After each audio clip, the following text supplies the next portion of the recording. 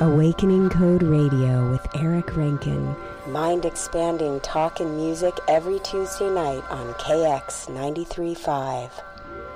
Before we go off to a musical break, I didn't tell her. I asked her this. She's been a Facebook friend of mine for a long time.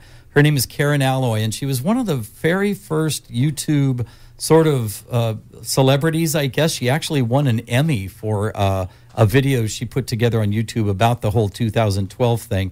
And I guess I've been aware of her for about 5 years. She makes these awesome videos, and she doesn't make as many videos now anymore as she used to. But this girl, she has 3 kids. She's so smart. She's a beautiful woman.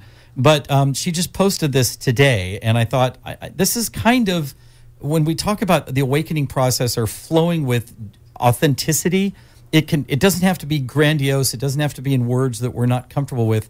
It can be something very grounded, the message of it. And for some reason, this story that she wrote resonated with me. So I'm just going to read it to you real quick. She goes, I was at a local pizza place, and there were 3 staff members working.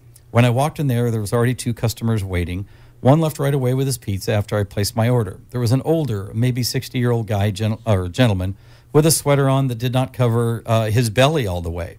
He looked like a sweet grandpa with his belly sticking out, and he smiled, and he just waited patiently for his pizza. I sat next to him along with my 10-year-old daughter and to wait for our order. A little girl walked in and placed an order. She forgot her change, looked like she was about $7, and she was ready to leave when the employees didn't sound like they were going to give her change back. So I told her, hey, you forgot your money. She went and got her change. And then they called the older man up because his pizza was ready. And as soon as he left the store, one of the employees made a joke about his sweater not covering up his fat and called him fat and made a remark about, I see you're fat and you're not fooling anyone. And the manager on duty laughed and said, I saw that, fatty. And I said, and I said nothing at first. A minute later, a female customer walked in and got a pizza and left. Then another older gentleman walked in and apologized to me because he thought I was in line. At this time, I was pacing back and forth, waiting for my pizza to be ready. As soon as they called my order, I went up there and I told them that as I grabbed my pizza, that it was completely inappropriate to talk about customers being fat, to which each employee stopped dead in their tracks, and the manager on duty tried to say, oh, you didn't hear us right. I stepped forward and put my hand down on the counter, and I said, don't act like I don't know what was said when you said it loud enough for me to hear, for my daughter to hear, and for this other customer to hear. And then he said, oh, I was just laughing at something else. No one said anything about a fat customer. And so I told him, I sat next to the customer you were talking about. I heard everything you said, and so did the 2 other people in here.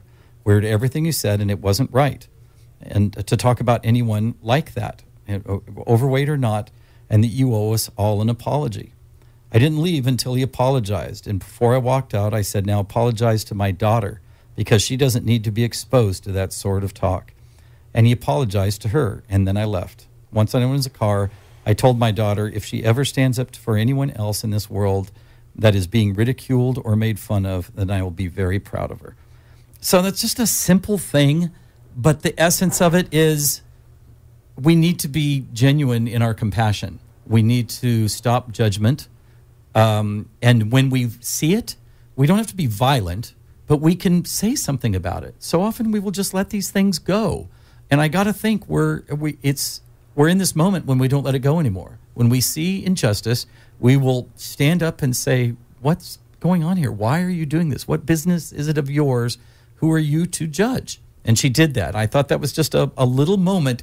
Why I chose this stories instead of something grandiose is it's the little stories that people can do. Yeah. You can do that in your life. You can go out in your daily existence and put something like this into motion. When you see something like this going down, you can, and even that took a degree of bravery. I mean, I'm sure she was uncomfortable, and her daughter was uncomfortable, and the customers were uncomfortable, and the manager's afraid of losing his job and everything else.